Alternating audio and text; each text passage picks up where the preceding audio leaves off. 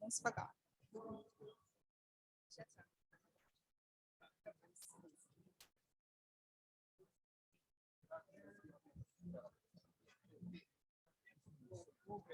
Because I'm going to only do some of the slides.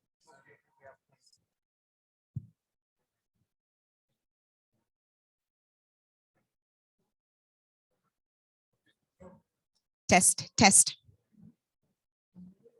Test, test.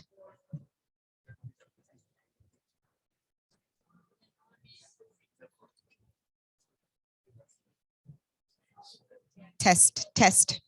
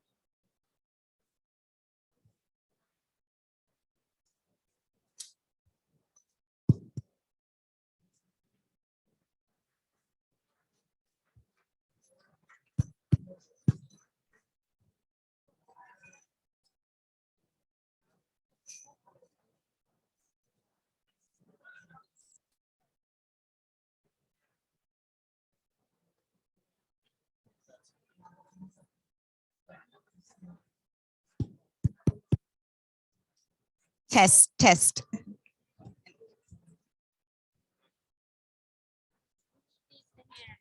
Yeah. Okay, okay. So are you hearing?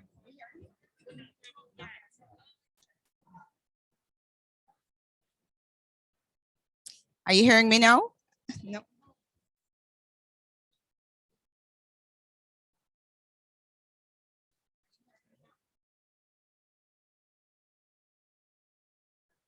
Switching it off. Or the old-fashioned way. Or the old-fashioned way.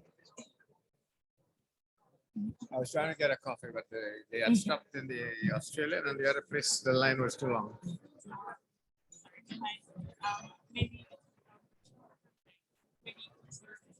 I will. This one works? Yes.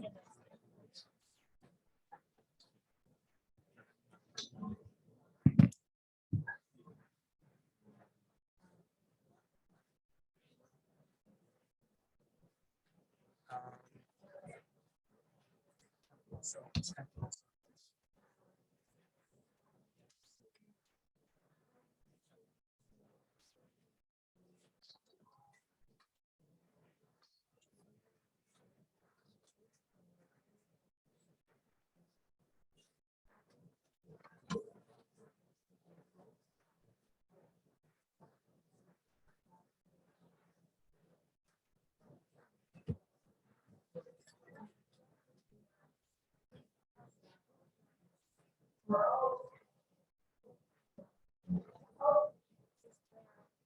Two nine five.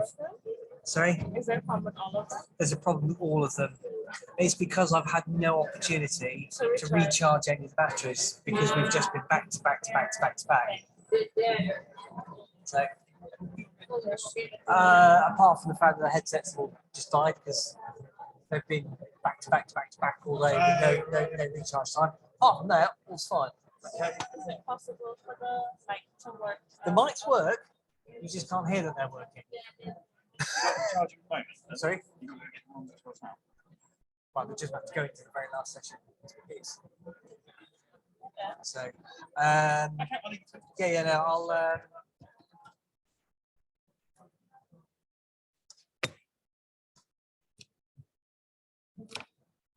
All of the sessions are just overrun and overrun all day. This is the unfortunately the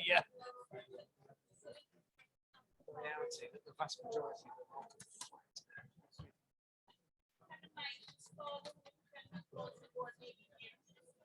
Yeah, no, absolutely. The mics are working. Okay, everybody in the outside world is hearing. Zoom is hearing, YouTube is hearing, we're not. And it's just because all of the batteries in these have gone flat, where we've just been solidly at it since 10 o'clock this morning, and I've had no chance to recharge them. Far from another station. It doesn't work, I'm afraid. Yeah, no, absolutely.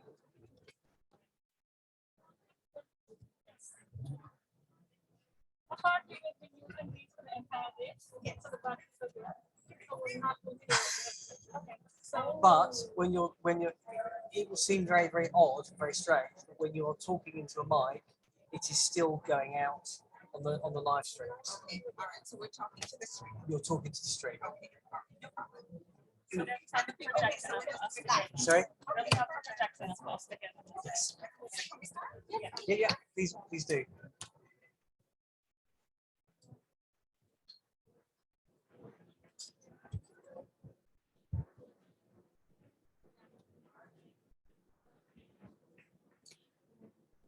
Good evening, ladies and gentlemen. I know it's been a long day, and if you're like us, you've been in a lot of events. Your capacity to absorb is probably at its maximum, but I'm going to ask you to just give us your attention because we have an exciting proposition that we would like to share.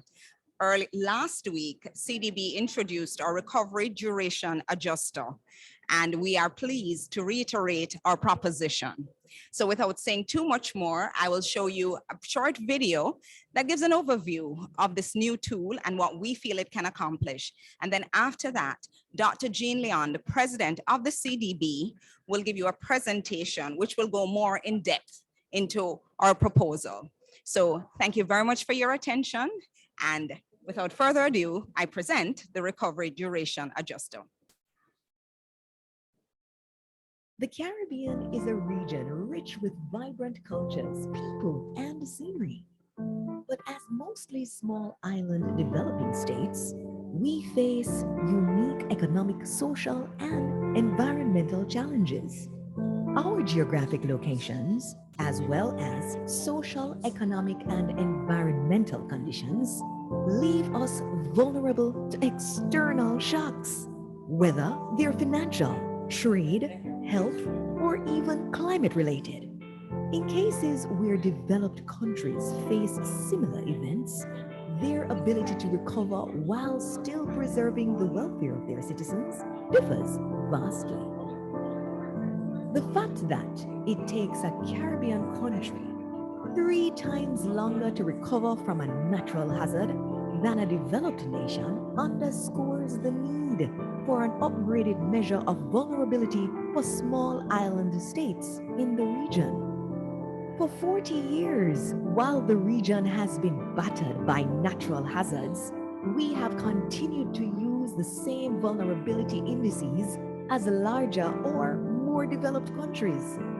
These indices have been based predominantly on gross national income, or GNI, per capita as a measure of economic development. The problem is that GNI fails to take into account the underlying structural weaknesses of small states, such as small market size, narrow range of exports, high debt, aging infrastructure, and outmoded public institutions. Under these conditions, it takes longer for a shock to dissipate, and recovery costs are much higher than in developed countries that experience similar events. The US state of Florida and the Caribbean island Dominica are both equally susceptible to a Category 5 hurricane. But it takes longer for Dominica to recover from that hurricane. The recovery duration would depend on the magnitude and severity of the impact, as well as the initial economic and social conditions. The longer lag in the recovery period for small developing states highlights the importance of having a measurement system that includes the economic, social, and environmental dimensions of development. So, how can we achieve this? Well, through the Caribbean Development Bank's Recovery Duration Adjuster, a dynamic and forward-looking vulnerability and resilience framework. The Recovery Duration Adjuster captures the adverse effects of the resilience drag and more accurately reflects the status of development in small states. This affords policymakers greater insight into how tomorrow's vulnerability can be addressed in today's decision making. The ultimate aim is to shorten the total recovery time for SIDS. Quicker recovery leads to a more stable standard of living for citizens.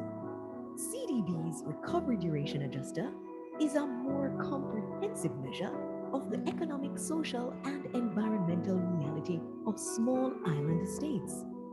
Now, the RDA provides a more relevant per capita income adjusted measure, facilitates a better evaluation of the impact of shocks on small states, and can provide a firmer basis for justifying the mobilization of much needed financial resources. As we grapple with the social and economic fallout from COVID 19 while facing the constant threat of climate hazards and acts of nature, small states need a vulnerability and resilience measurement system that considers all the factors impacting the welfare of their citizens. CDB will continue to develop its recovery duration adjuster and will collaborate with regional and international institutions to refine our methodology. The road to rescue, recovery, and resilience starts here. Let's work together to build better, stronger, more resilient Caribbean economies.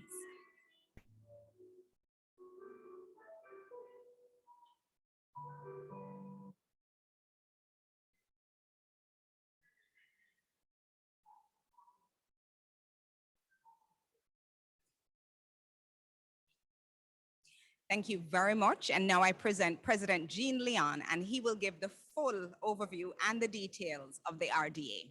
President?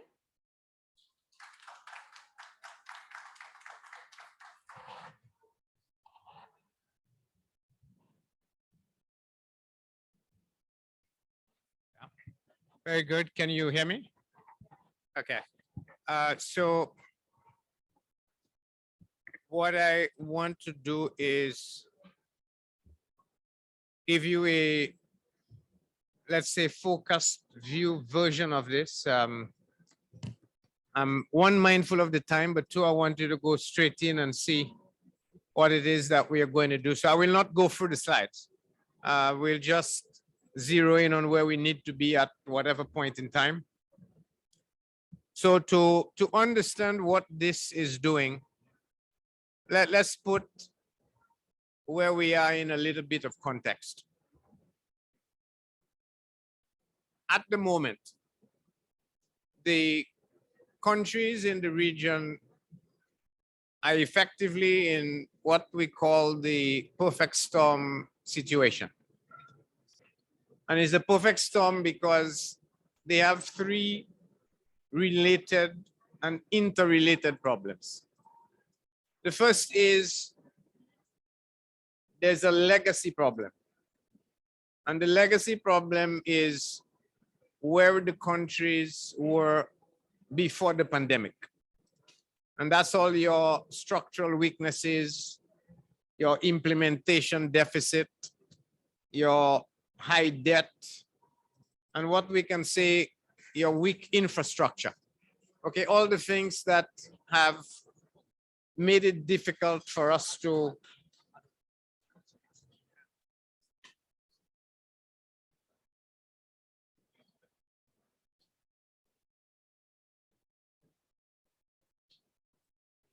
so all the things that have made it difficult for us to pull out of, and a problem when we face it, are still there. The second part of the problem, so I call this legacy or yesterday's problem. The second part of it is really today's problem. Today's problem is the pandemic, in the sense that what the pandemic did coming as a shock is it has actually generated a multiplicity of issues And that multiplicity of issues spans both the economic, it spans the social, it spans the external. And what we have is the layering of yesterday's problems on today's problems. The third part of the issue is what I'm calling tomorrow's problem. And tomorrow's problem is why we are here today, the climate issues that are not yet here in full, but we know where they are going and we know how they are going to get there. And the three things are linked in the sense that the problems we have not yet solved, plus the new problems we have inherited through the pandemic, and the new problems we're about to receive are linked and are interrelated. And so if you're going to solve where you are today, you have to be able to understand how all of those three things are linked. And it doesn't make any sense talking about I can solve yesterday's problem or solve today's problem or solve tomorrow's problem without ensuring that you take a look at all three.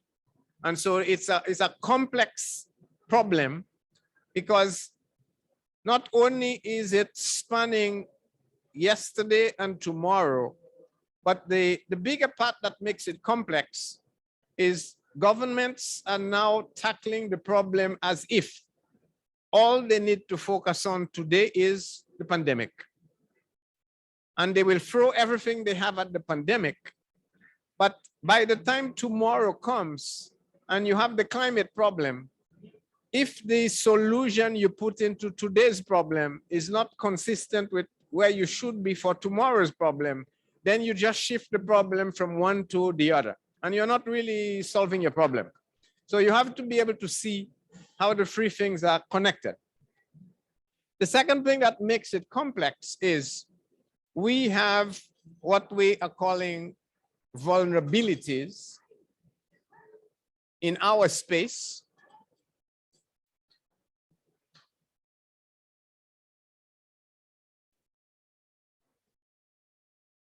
And those vulnerabilities that we have repeat. They don't happen once and stop, whether it is trade shocks from outside, global financial crisis, hurricanes, earthquakes, volcanoes, they repeat.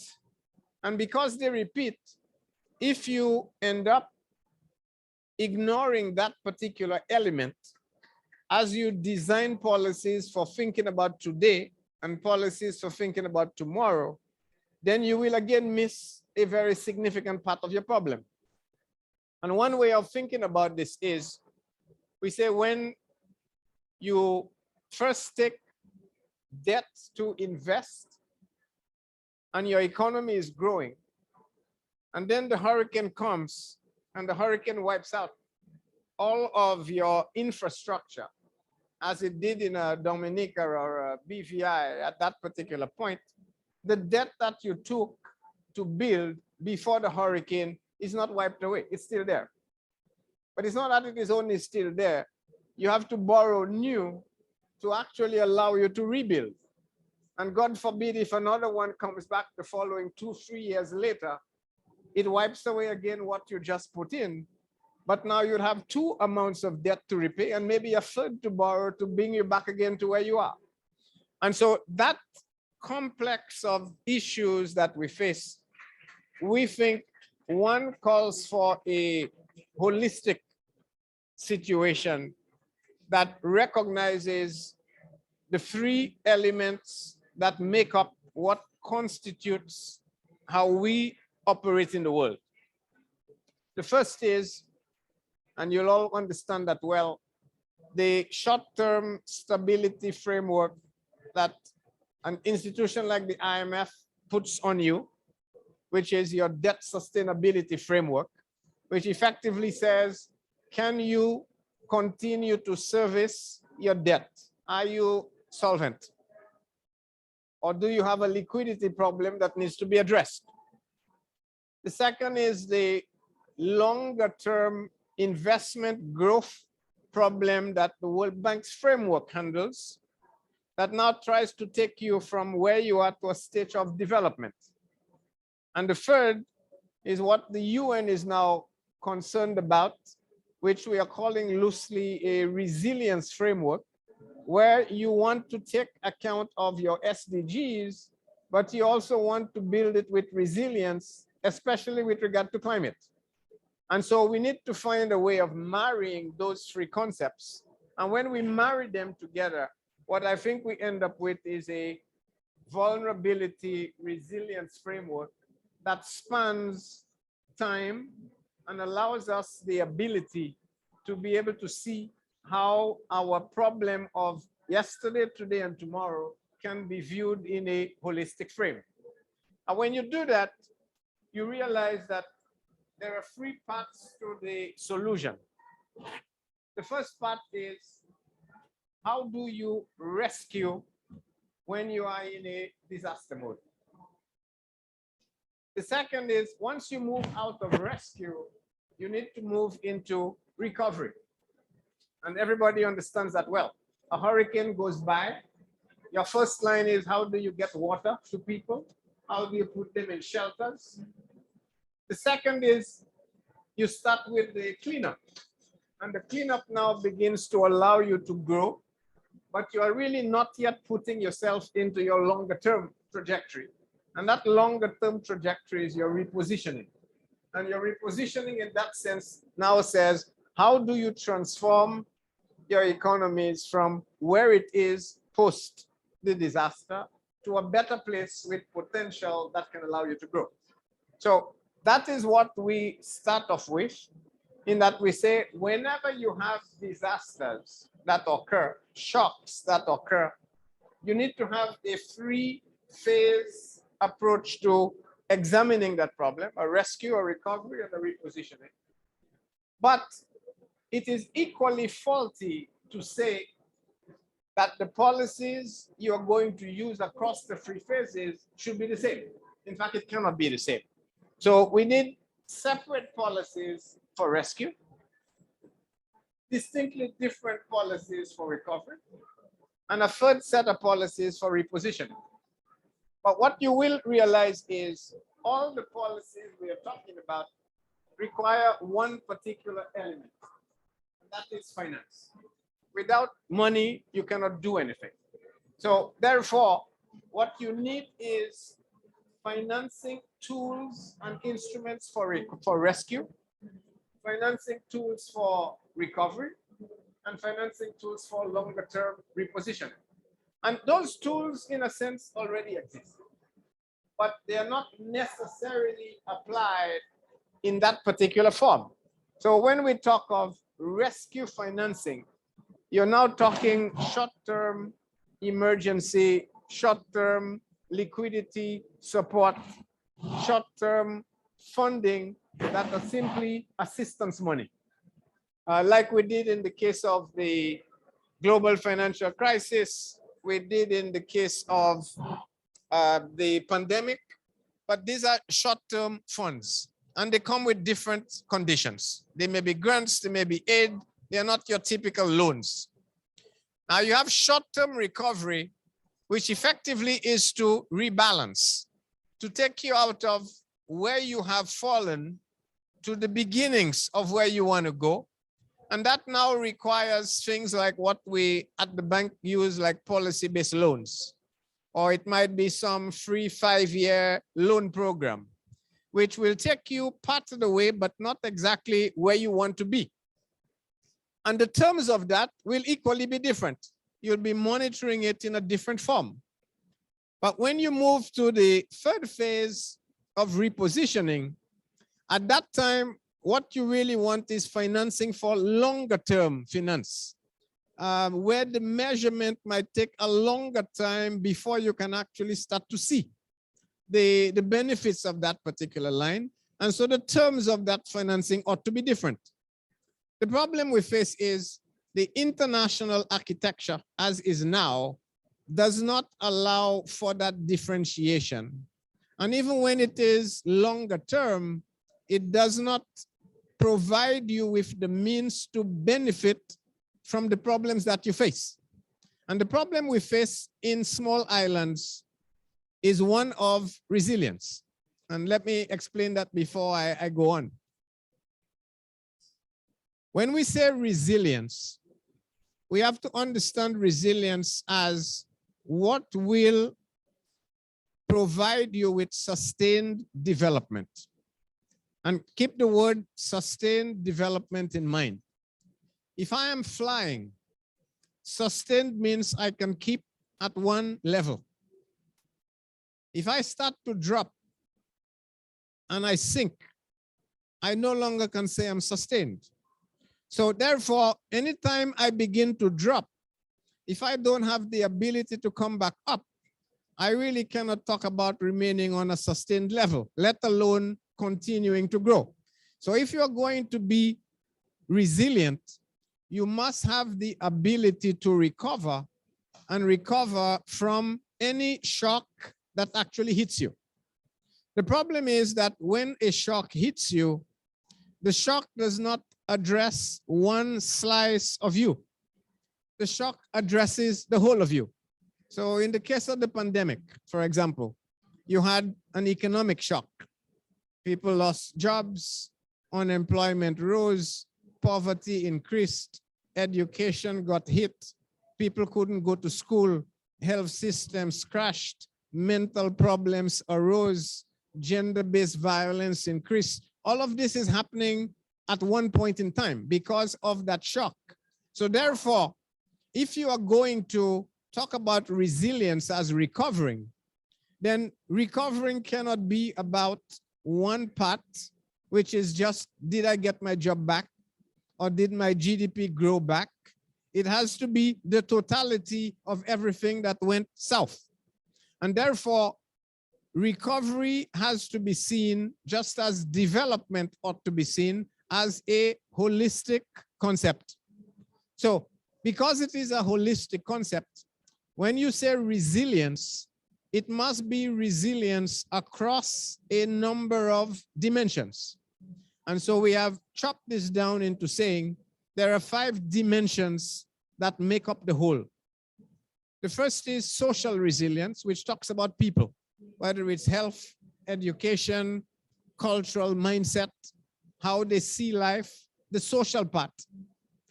There is institutional resilience, which, as you know, in the region, we all have this problem of people cannot implement, or they start, don't stop, or they don't have capacity. They need to build capacity.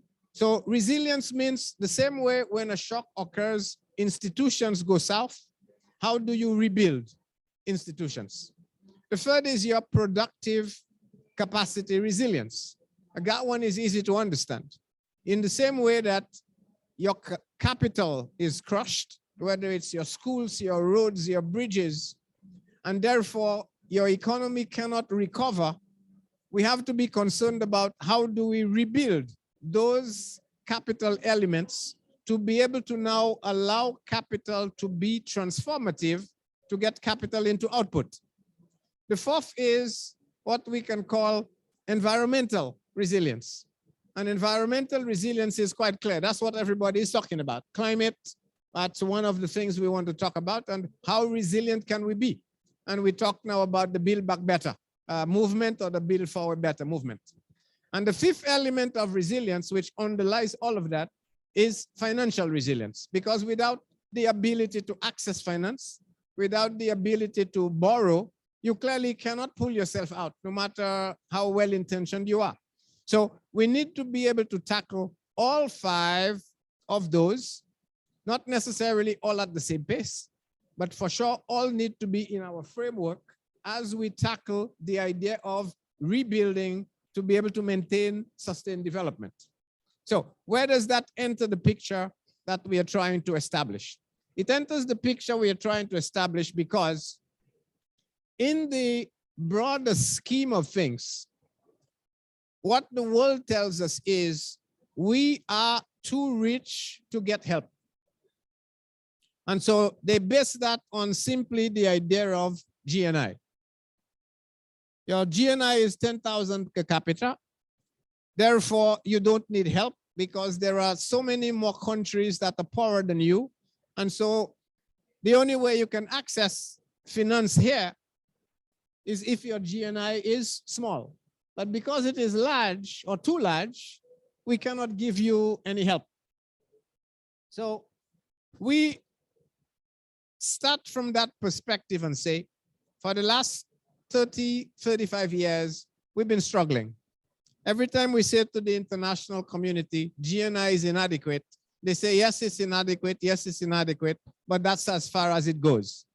So we wanted to come up with an idea that we could say is A, robust, B, universally applicable, that will show that GNI can be replaced, and replaced in a way that will magnify or make very clear the peculiarities that we have as small states.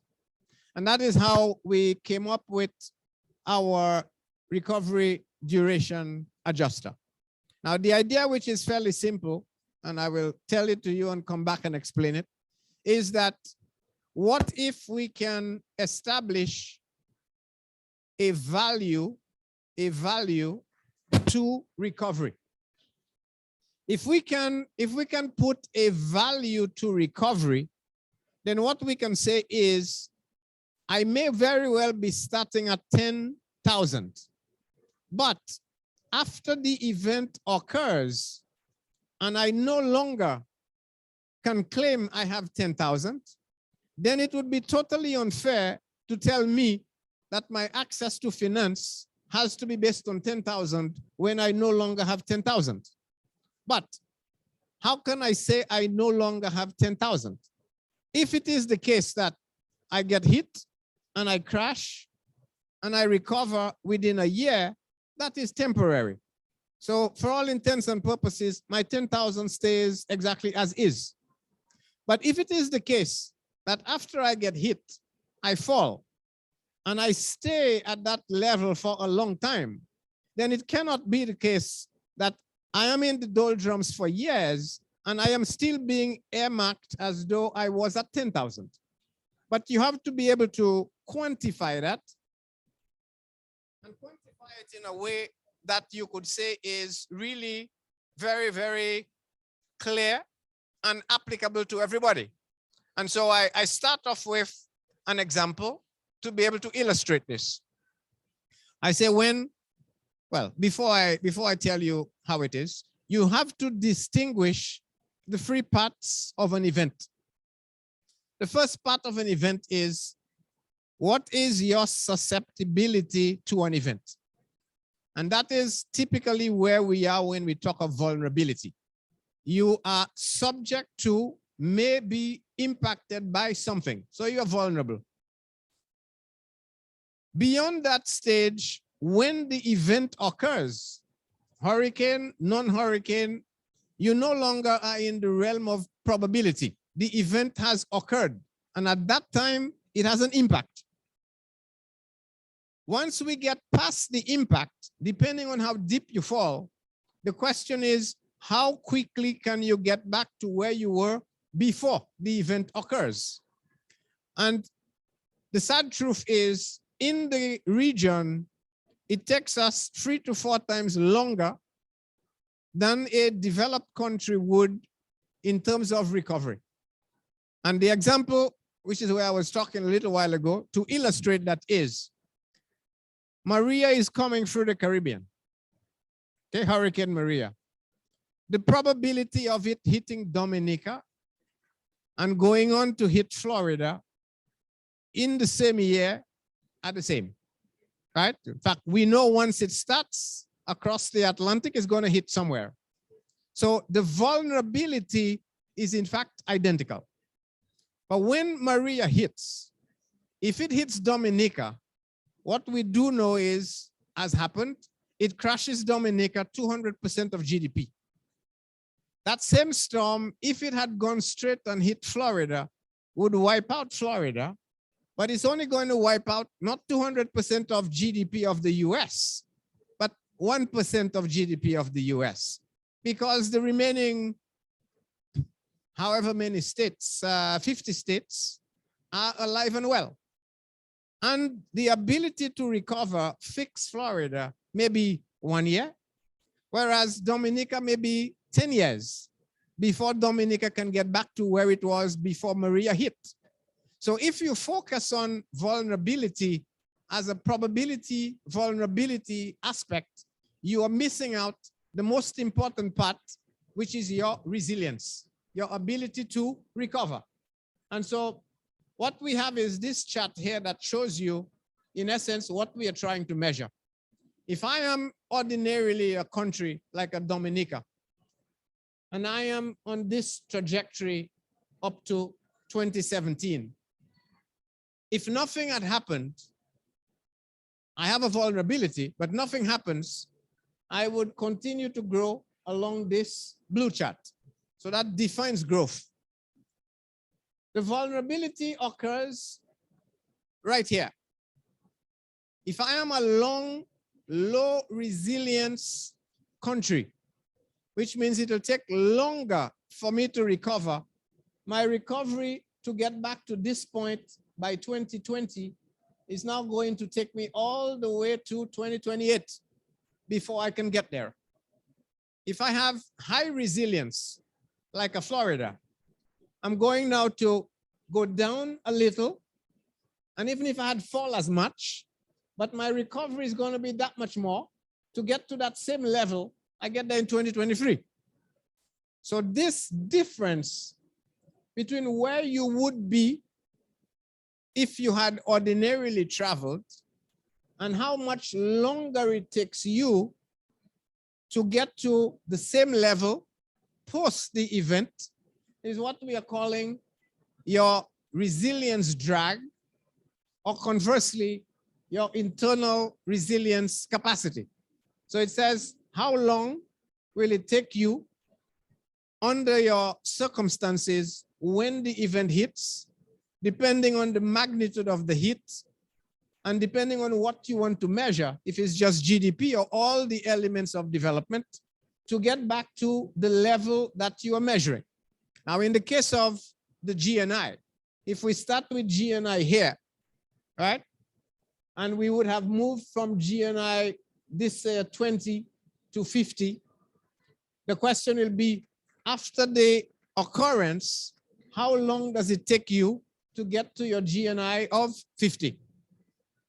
Now, knowing this as a value in terms of the number of years, so in one case, 8 more years, in another case, 3 more years, does not help us with the argument of the GNI.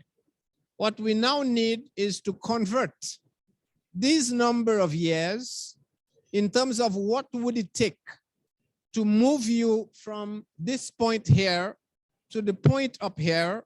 What would it take in terms of a value? If we know what that value is, then in principle, what we could argue is that it would take you so much effort in terms of GDP to recover from the effects of this event that occurred. And therefore, what we need to be able to argue to the international community is, do not, and you should not, measure me at 10,000 when the event occurs, even if I am at 10,000, because the truth of the matter is, for the next 8 years, my per capita cannot be 10,000. It will be somewhere along that line as I am recovering. Now, why is that important? It's important because the international community, when you hit and your per capita falls by a significant amount, they will still say that your per capita is 10,000 and you have no access to finance. And if you have no access to finance, you have no financial resilience. But if we can say that after the event, your per capita adjusted for the internal resilience capacity is not 10,000, but 3,000, then the measure that ought to be used to determine your access to finance will now be 3,000.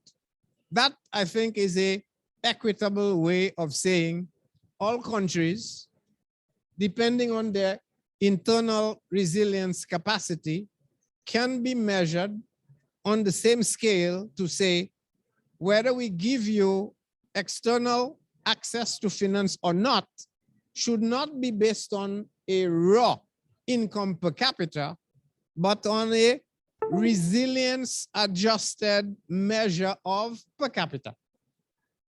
So whether you are a small island country with high resilience would mean they need to discount your current per capita by a large amount. And if you are another seed with higher resilience because you are better off, then the amount is going to be less. But it would say that across the divide, we can, in principle, measure this.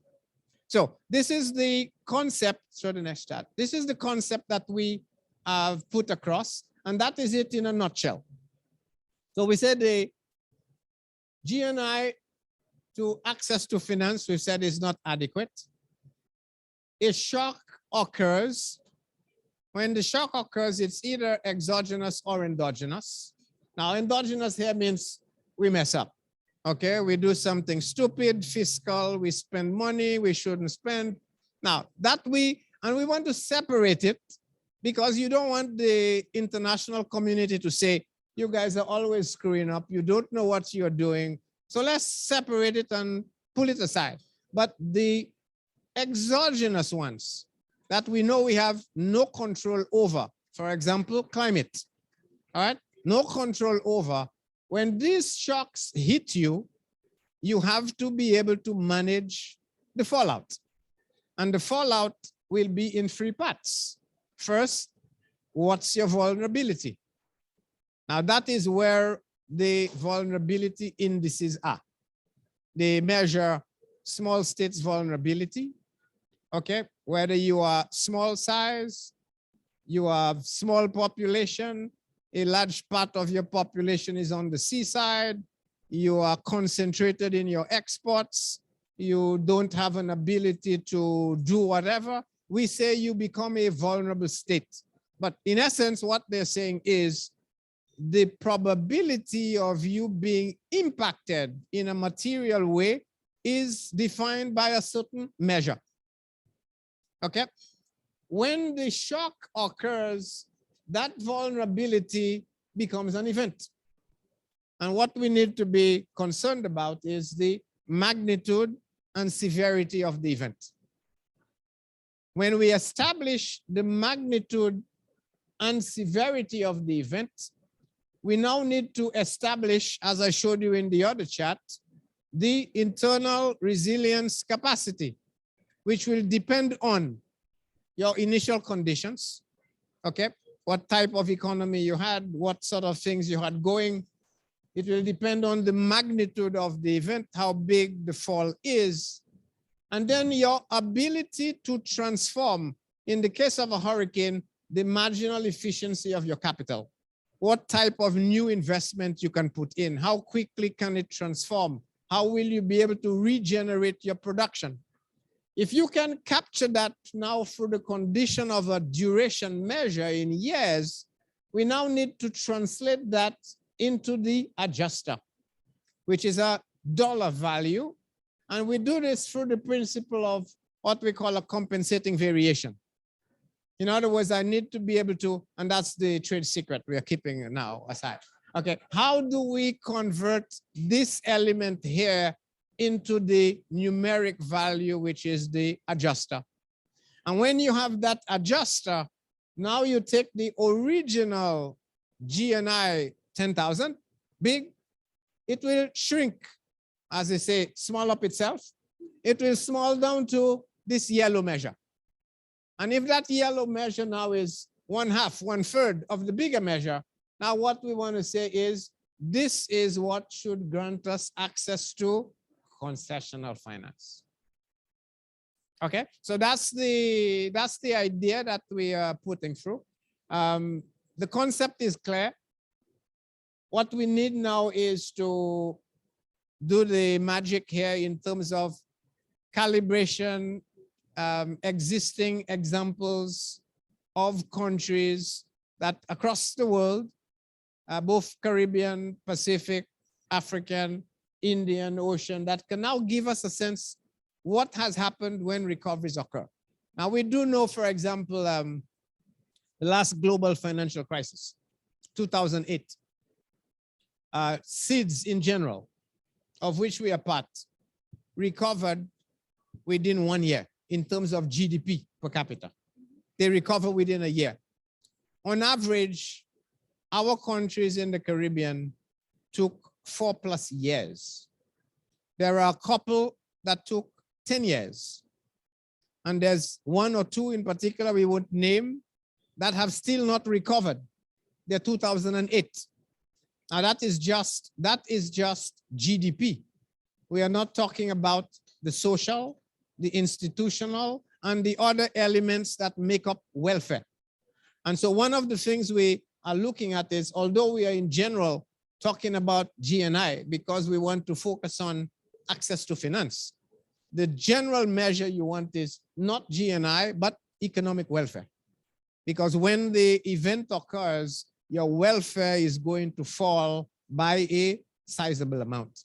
And you do want recovery of welfare, not recovery of GDP.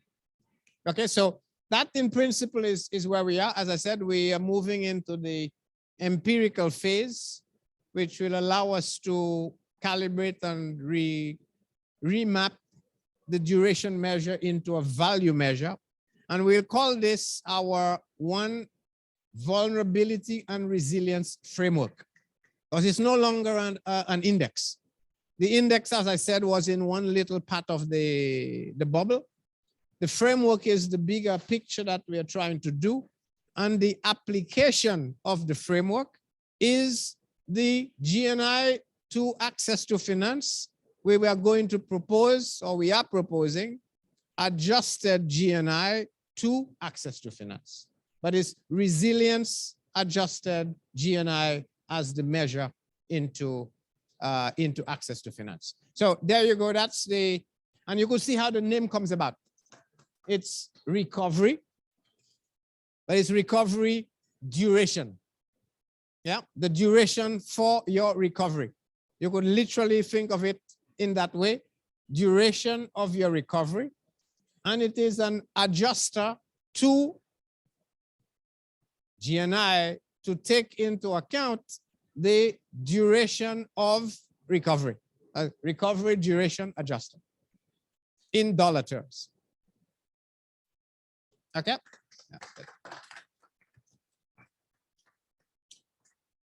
So let's take some questions. Ciao.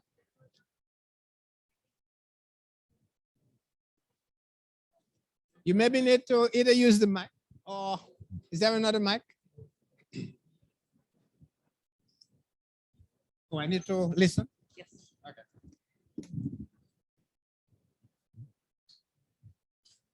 So thank you very much, Dr. Leon. This is probably one of the most innovative proposals on vulnerability and measuring vulnerability for SIDS that I've heard here. And this I hope not here. well The entire well so no, but this is great to have the bank, the CDB, propose this as a measure on how to improve access to finance.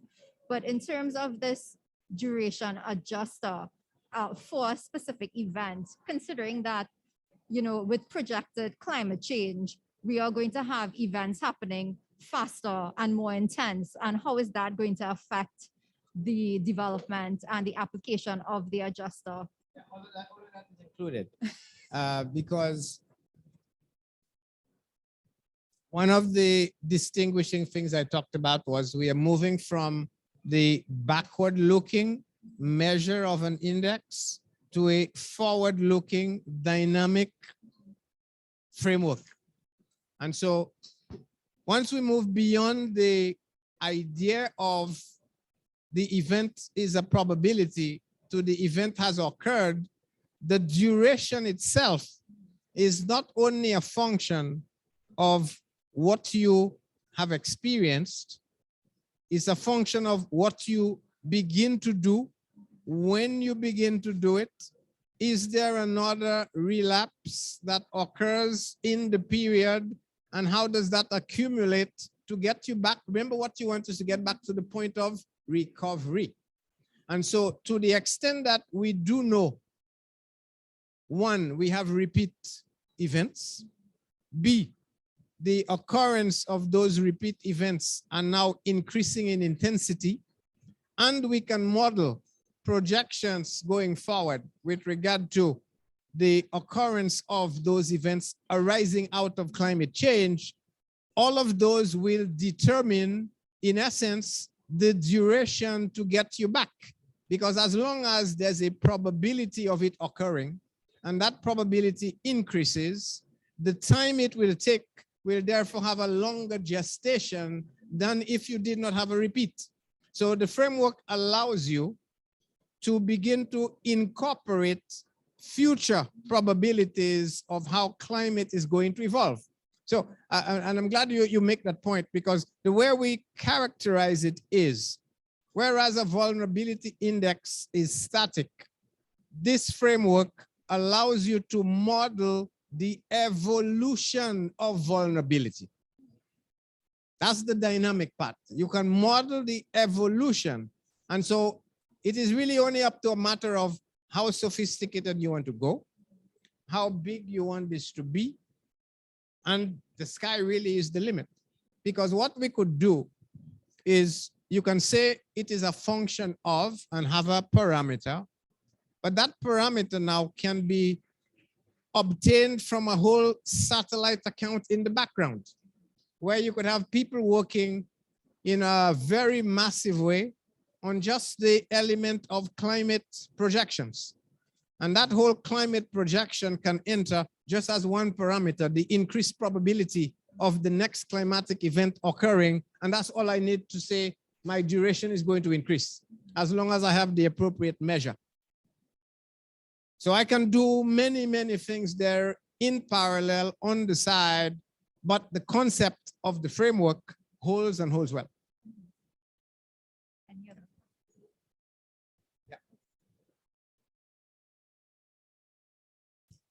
Mr. President, very nice meeting you, and thank you for that presentation, very insightful.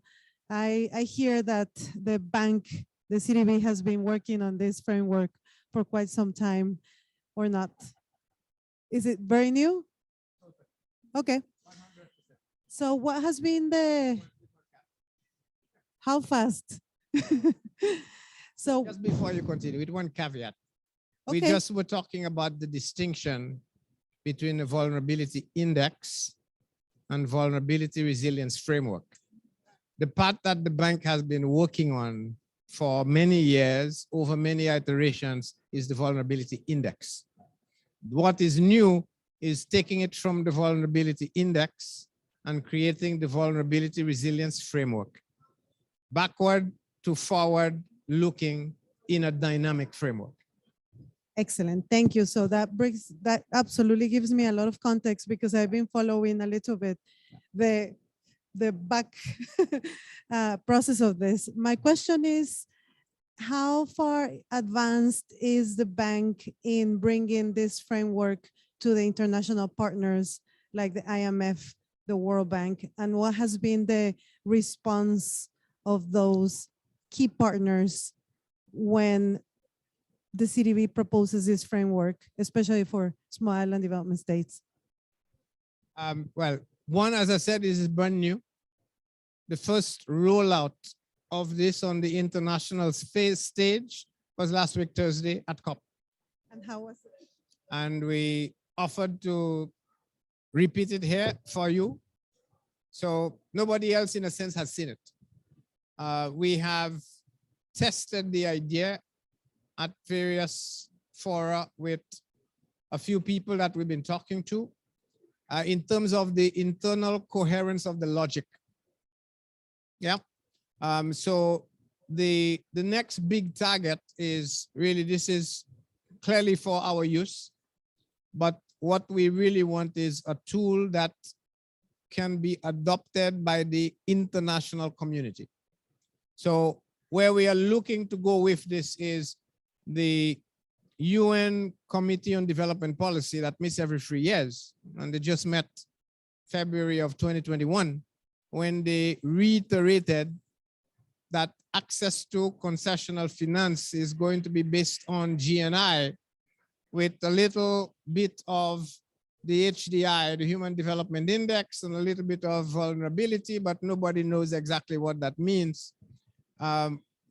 We are hoping that we would have not only developed this, grounded it in empirical evidence, and tested it across the entire UN body so that we could genuinely take to the development policy group by 2024 that we want the world to adopt a new measure of GNI, at least for access to finance.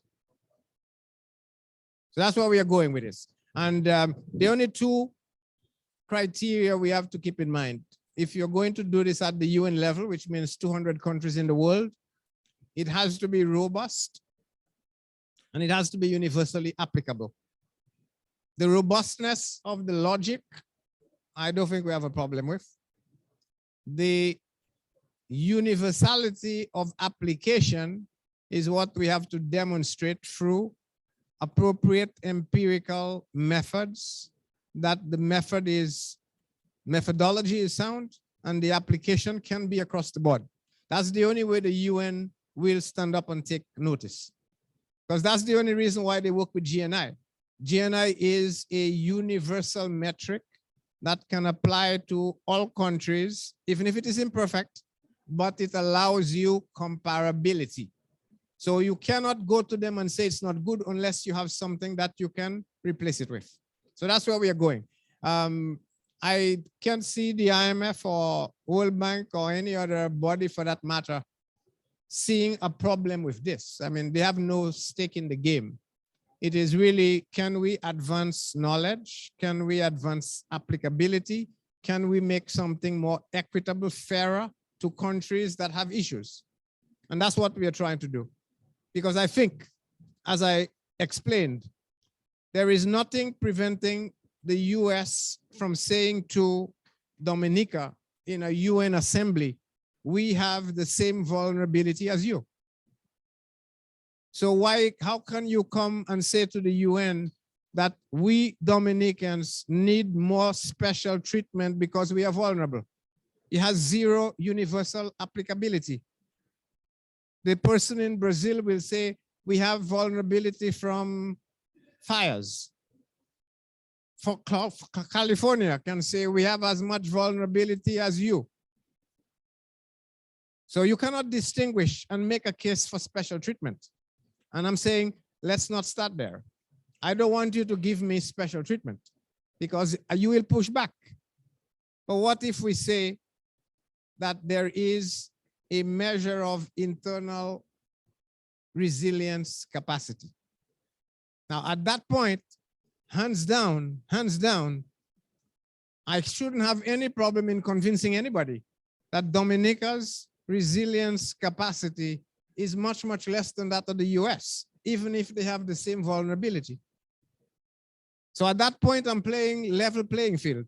I'm not asking for any special concessions. What I'm asking is to say, let's all agree across the world that what we are going to use is a vulnerability resilience adjusted measure. So the onus then is to show the only way we are different, or the way we differ more, is in terms of our internal resilience capacity.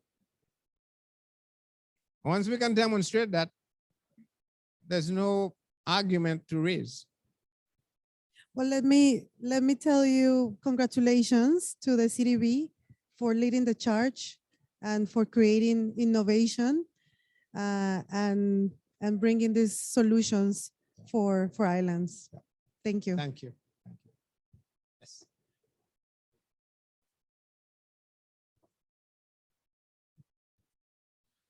I also wanted to congratulate the CDB on a really a job well done.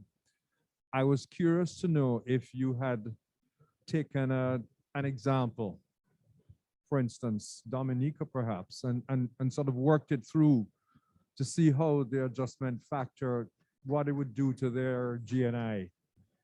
And if you're happy, if you have done so, if you're happy with what you're seeing coming out of it. Yeah, we don't have an absolute measure yet. We are working on this because you have to, as we said, there are a number of factors, initial conditions, and how you measure the duration, the impact, and so on that you need to take into account. What we can say categorically is that you have those two curves. And low resilience is going to be many times more than high resilience. And it is very clear certain countries that are more developed are in the higher resilience category, and those that are in the seeds, highly vulnerable, what we already know, highly vulnerable, are in the low resilience level. But that is our immediate next steps, is we want to now start looking at, for example, the Dominicas, the Grenadians, the BVIs, the Bahamas, you know, where you have had significant climatic events. We have the economic shocks like the global financial crisis, the current pandemic that we can equally use to calibrate. Take maybe a couple of countries from across the world where similar big events have occurred, and now start to see how you begin to measure and calibrate and finesse so that it becomes, as I said, a tool that is usable not just for 2 Caribbean countries, but across the world. Yep. Shelton? Yeah.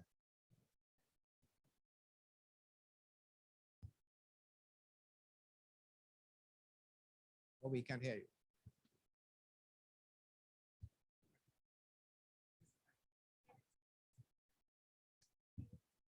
Right, apologies for that. Thank you again to everyone for joining us at our